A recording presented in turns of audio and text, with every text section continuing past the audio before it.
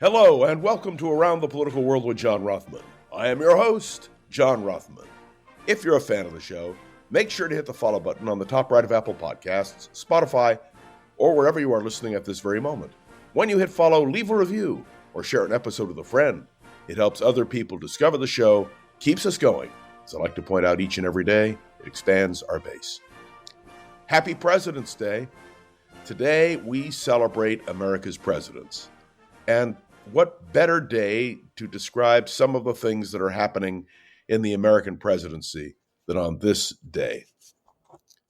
On Truth Social and X, on February 15th at 10:32, Donald Trump, the President of the United States, wrote this, and by the way, continues to emphasize it. He who saves his country does not violate any laws. I want to know what you think of this. Are you as outraged as I am? The President of the United States on January 20th takes an oath to uphold the Constitution of the United States.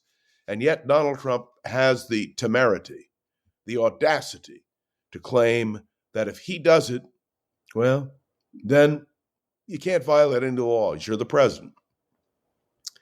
This, to me, is the most disturbing statement that could ever be made in anticipation of President's Day.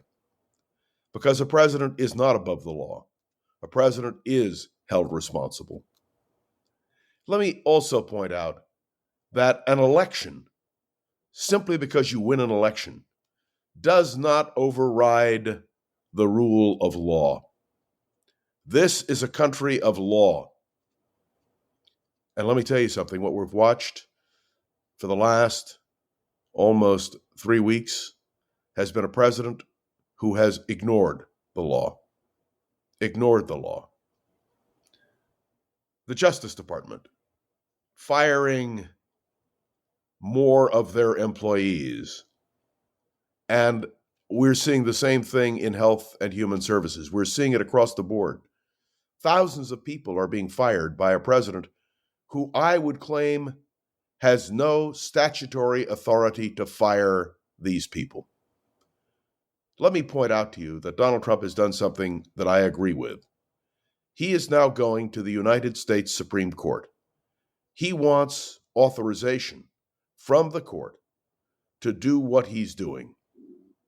I have absolute respect for the fact that we are a nation of law, and I'm hoping that the Supreme Court of the United States says to Donald Trump, you can't do these things. You can't ban departments established by statute. You cannot fire people ad hominem. I am hoping that the Supreme Court rises to the occasion. I must tell you that Donald Trump has a strategy. He decided that he would use executive authority to mandate certain things in the government which normal circumstances would prohibit. And now he's going to a Supreme Court which he believes, because it has a conservative majority, will uphold what he's doing. We need to understand that if that happens, the nature of the American presidency, the nature of balance of power, will have shifted irrevocably, at least in the short term. The last line of defense is the court. One can only hope that the Supreme Court will rise to the occasion. And again, I want to commend Donald Trump for going to the court to get this ruling. And I believe that ruling will be against him. I believe with all my heart and soul on this President's Day that a president does not have absolute power. A president is not king. I say this to you respectfully, but I say it to you firmly. I want to make another comment. One of the books that I have in my library is The White House Guide, initially published when Jackie Kennedy was First Lady, and you can still buy it when you go to the White House. But I'll never forget in 1963, when I first went to the White House, I was given a wonderful tour, and I went to the state dining room. And a mantelpiece was installed at the state dining room site when Harry Truman was president. And engraved upon the mantle, a marble mantle, are these words: I pray heaven to bestow the best of blessings on this house and all that shall hereafter inhabit it. May none but honest and wise men ever rule under this roof. Those were the words of John Adams in a letter to his beloved wife, Abigail. I raise a question today. Is Donald Trump representative of the honest and wise individuals who live in the White House and have lived in the White House? I have another concern today, because we'll probably talk about it tomorrow. I'm only going to touch on it today. And that is that Vice President J.D. Vance is in Europe.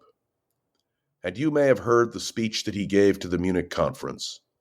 A Munich conference where unity should be the key, where our allies left profoundly disturbed by J.D. Vance and his approach, because he essentially said to the allies in Europe, we don't need you. You're the problem, not us.